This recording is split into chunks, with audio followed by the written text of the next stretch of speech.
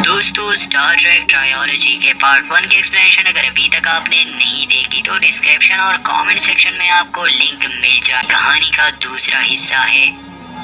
इसके अलावा अगर अभी तक आपने हमारे चैनल को सब्सक्राइब नहीं किया तो प्लीज कर दे।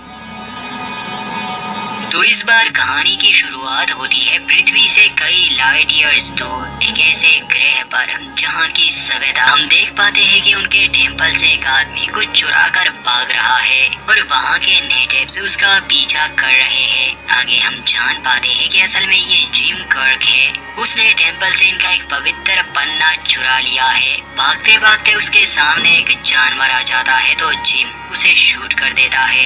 ऐसा करते ही डॉक्टर बून वहाँ आते हैं और जिम को कहते हैं कि तुमने ये क्या किया, ये तो हमारी सवारी थी। मजबूरन अब इन दोनों को ऐसे ही भागना पड़ता है। इस बीच हम देख पाते हैं कि स्टारशिप एंटरप्राइज भी आसपास है और वो इन लोगों से कांटेक्ट में है। जिम का टेम्पल से पन्ना चुराना असल में इस मकसद के लिए था क्योंकि ये टेम्पल जहाँ था वहाँ पर एक वॉल्केनो फटने वाला था और अगर इन लोगों को वहाँ से ना निकाला जाता तो इनकी पूरी नस्ल ही खत्म हो जाती। फेडरेशन के कुछ रूल्स थे, जैसे वो किसी कमजोर सभ्यता के सामने नहीं आते। अगर उन्होंने पहले से ही ये सब कुछ देख लिया तो जिस तरह वो इवॉल्व हो रहे हैं वैसे नहीं हो पाएंगे। यही वजह है कि जिमी उन्हें किसी तरह टेम्पल से बाहर ले आया। वहाँ वॉल्केनो के ऊपर स्टार फ्लीट का एक शटल उड़ रहा था जिसमें उहुरा, स्पोक और सूर्य के डिवाइस को वॉल्केनो में फेंकने वाले थे। उस डिवाइस से ये वॉल्केनो नहीं फटेगा, फिर भी ये डिवाइस ये लोग शटल से नहीं फेंक सकते थे। किसी को नीचे जाना था। स्पोक ये मिशन लेता है। वो एक खास तरह का सूट पहन लेता है और रस्सी की मदद से नीचे जाता है, मगर उनका शटल गर्मी बर्दाश्त नहीं कर पाता। शटल में खराबी आ जाती है। वो लोग स्पोक को बीम करने वाले थे मगर रस्सी टूट जाती है। स्पोक नीचे गिर जाता है मगर वो लावा में नहीं गिरता बल्कि एक पत्थर पर गिरता है। वो डिवाइस अभी भी सही सलामत था, बस उसे एक्टिवेट करना था। दूसरी तरफ जिम और बोन नेटिव से भाग रहे थे। मजबूरन उन्हें पानी में कूदना पड़ा,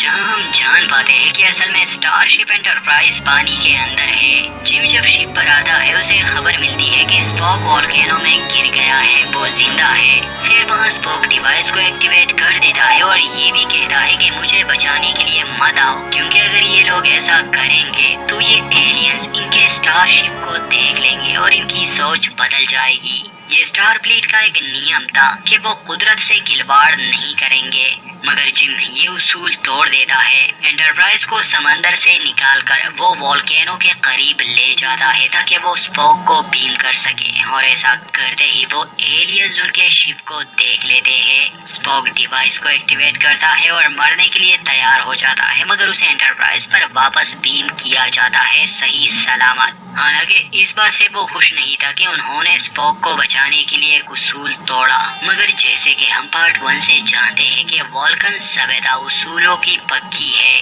और स्पोक उन्हीं में से एक है। मगर हम इंसान जज्बाती है, हम दुनिया को उस नजरिए से नहीं देखते। स्पोक और जिम की सोच कभी नहीं मिलती। अब जिम के बजाय अगर ये स्पोक होता और जिम उस वॉल्केनो में फंसा होता तो वो कभी भी जिम को नहीं बचाता बल्कि उसे मरने के लिए छोड़ देता। मगर हमें ह्यूमन नेचर दिखाया गया है और फिर इन जज्बाती फैसलों के रिजल्ट्स भी, क्योंकि जब ये लोग उस वॉल्केनो को फटने से रोक देते हैं और वापस से अंतरिक्ष में जाते हैं तो वो एलियंस अभी तक जिस चीज पर बिलीव करते, जिसे वो अपना गॉड मानते, वो उसकी पूजा करना छोड़ देते हैं और उनका एल्डर जमीन पर स्टारशिप एंटरप्राइज का सिंबल बना देता है और सभी उसकी पूजा करने लगे। अब कम से कम आगे चलकर वो पहिए का आविष्कार जरूर करेंगे। अब कहानी आगे आती है। हमें साल 2259 लंदन दिखाया जाता है, जहां एक कपल रहता था। ये आदमी स्टार फ्लीट के एक खास डिपार्टमेंट में काम किया करता था, मगर इसकी बेटी बहुत बीमार थी, उसे कैंसर था और जल्दी वो मरने वाली थी। फिर एक दिन इस आदमी से कोई मिलने आता है जो इसे यकीन दिलाता है कि वो उसकी बेटी को बचा सकता है। वो उसे अपना खून देता है और जब वो उसे अपनी बेटी के शरीर में इंजेक्ट करता है तो वो आहिस्ता आहिस्ता ठीक होने लगी। आखिर में हमें पता चलता है कि इसके बदले इस आदमी को सुसाइड बॉम्बर बनना होगा और स्टार फ्लीट के उस डिपार्टमेंट को ही उड़ाना होगा। ये एक मजबूर पिता था तो ऐसा ही करता है, वो अपने साथ सैकड़ों लोगों को खत्म कर देता है। जिस आदमी के कहने पर ये काम किया गया था उसका इस कहानी में एक अहम रोल है। आगे चलकर हम इसके बारे में बहुत कुछ जानने वाले हैं। वैसे ये बंदा और कोई नहीं बल्कि अपना डॉक्टर स्ट्रेंज ही है जो आजकल काफी चर्चा में है। अब सीन शिफ्ट होता है स्पॉक और जिम पर। उन्हें कैप्टन पाइक ने अपने ऑफिस में बुलाया था।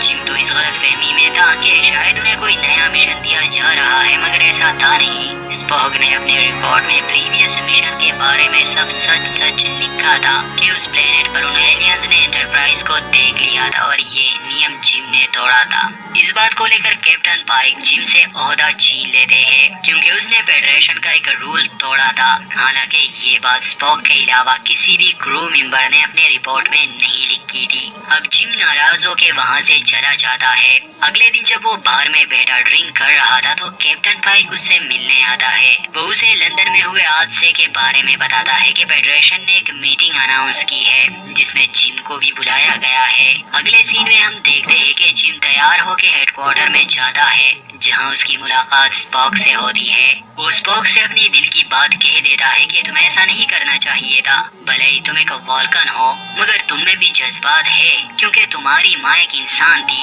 मगर स्पॉक जवाब में ऐसा कुछ भी नहीं कहता जिससे जिम का दिल खुश हो जाए। इसके बाद हम इन सभी को मीटिंग रूम में देखते हैं जहां एडमिरल मार्कसी ने लंदन आर्काइव में हुए धमाके के बारे में बताता है कि असल में जॉन हैरिसन नामी आदमी ने आर्काइव में वो धमाका करवाया था। उसने फेडरेशन के खिलाफ जंग का ऐलान कर दिया है। वो अभी भी फेडरेशन स्पेस में कहीं है तो सभी को उसे पकड़ने का मिशन दिया जाता है। उस समय जिम हाथ से वाली फोटोज देख रहा था और उसे एक बैग हैरिसन के हाथ में नजर आता है। वो पूछता है कि आर्काइव ही क्यों, उसने वहाँ ही हमला क्यों किया? अगर वो फेडरेशन वालों को नुकसान पहुँचाना ही चाहता है तो उसे ऐसी जगह हमला करना चाहिए जहाँ पर सभी कमांडिंग ऑफिसर्स हो। इससे पहले कि ये लोग समझ पाते, बिल्डिंग के बाहर से चॉपर से सभी पर हमला होता है। असल में यही हैरिसन का प्लान था।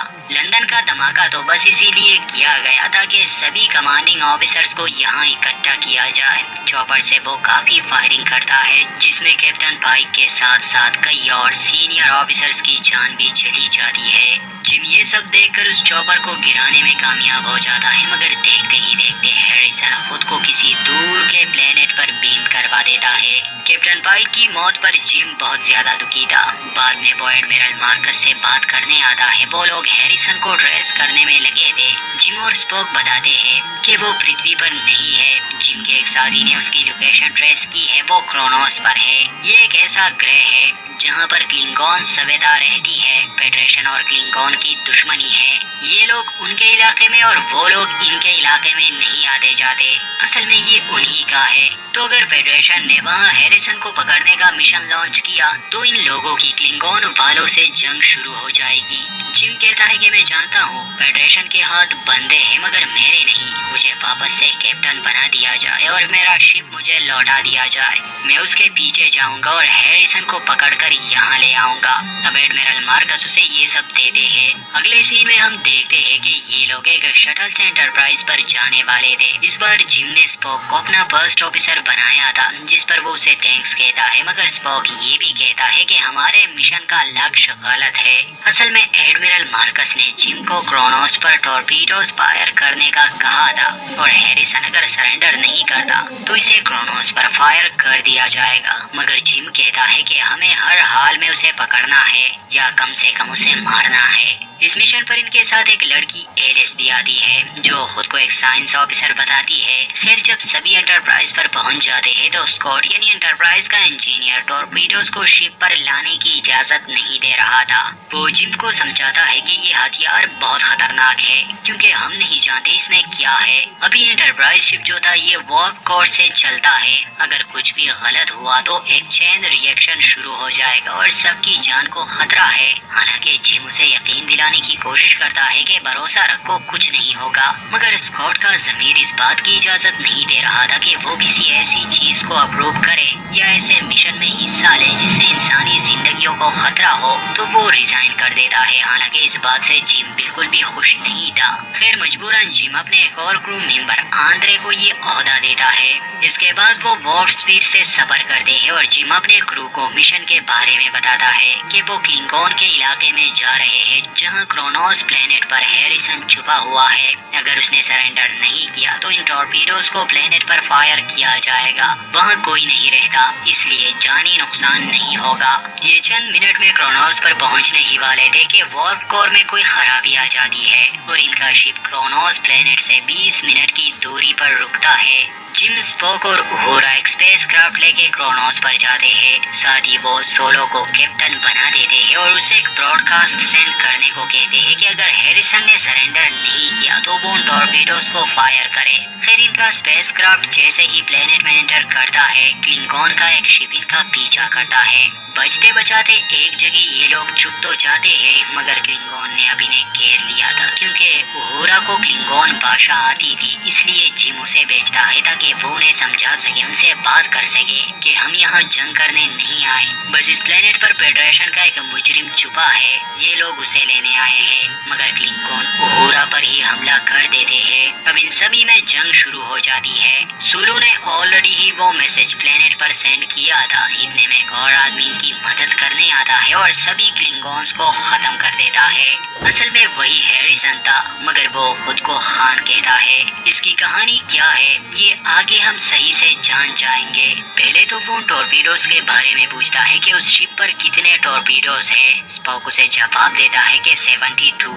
ये सुनते ही हैरिसन सरेंडर करता है। खैर ये लोग भी हैरान थे कि इतना खतरनाक इंसान इतनी आसानी से हार कैसे मान सकता है। पहले तो जिम उठता है, उसे 3-4 मुक्के मारता है, वो भी कैप्टन पाइक के लिए, क्योंकि हैरिसन की वजह से वो मर गया। और इसके बाद हैरिसन को लेकर ये लोग एंटरप्राइज पर आते हैं। मगर जिम को शक था कि आखिर हैरिसन ने इतनी आसानी से कैसे अपने आप को इनके हवाले कर दिया। वो बून को उसके ब्लड टेस्ट लेने के लिए कहता है। स्पोक और जिम जब वापस आ रहे थे तो हैरिसन जिम से बात करने की कोशिश करता है। वो जानता था कि जहाज आगे नहीं बढ़ रहा, यहाँ तक कि उसे ये भी मालूम था कि वॉर्प कोर में कोई खराबी है। स्पोक जिम को मशवरा देता है कि तुम इसकी बात मत सुनना, मगर जिम फिर भी उससे बात करता है। हैरिसन उसे बताता है कि तुम्हें सच नहीं पता, तुम्हारा इस्तेमाल किया जा रहा है। साथ ही वो उसे कुछ कोऑर्डिनेट्स बताता है और ये भी कि इन टॉर्पीडोज में कुछ है। अभी तक ये लोग जो समझ रहे हैं ऐसा तो बिल्कुल नहीं।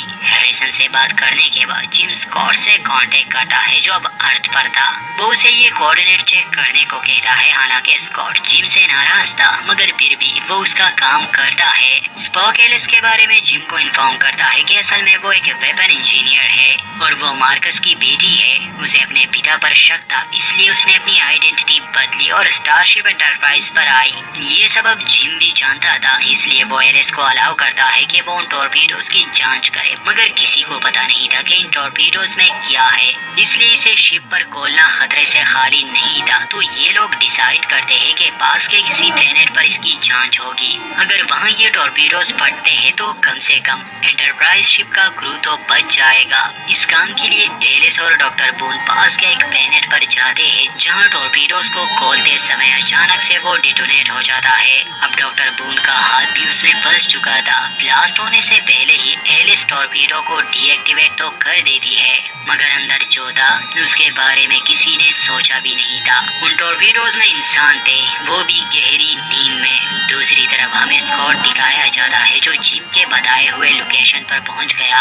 ये जगह जुपिटर के करीब थी और वहाँ वो एक सीक्रेट शिप को देखता है। यहाँ एंटरप्राइज पर जिम हैरिसन के पास आता है और उससे उन टॉर्पीडोज के बारे में पूछता है कि उसमें वो इंसान कौन है। तो हैरिसन बताता है कि मुझे सदियों पहले बनाया गया था, मुझ में जेनेटिकली चेंजेस किए गए थे ताकि मैं सबसे बेहतर बनूं और इस बर्बाद शुदा दुनिया में शांति कायम करूं। मगर बाद में हैरिसन को महसूस हुआ कि उसका और उसके साथियों का इस्तेमाल किया जा रहा है, क्योंकि सिर्फ हैरिसन अकेला नहीं था जिसमें जेनेटिकली बदलाव किए गए थे, बल्कि वो एक पूरी रेस थी। और इसका जिक्र हमने पहले भी किया था कि सैकड़ों साल पहले इंसान ने एक हाइब्रिड नस्ल तैयार की थी जो बाद में इंसानों के खिलाफ हो गई और दुनिया में एक युद्ध हुआ जिसे थर्ड वर्ल्ड वॉर कहते हैं। पृथ्वी का सत्यानाश हो चुका था, मगर वोल्कन सभ्यता आई और उन्होंने इंसानों को ये दुनिया फिर से बनाने में मदद की। हैरिसन का नाम खान है और खान जैसे लोगों को मिटा दिया गया था,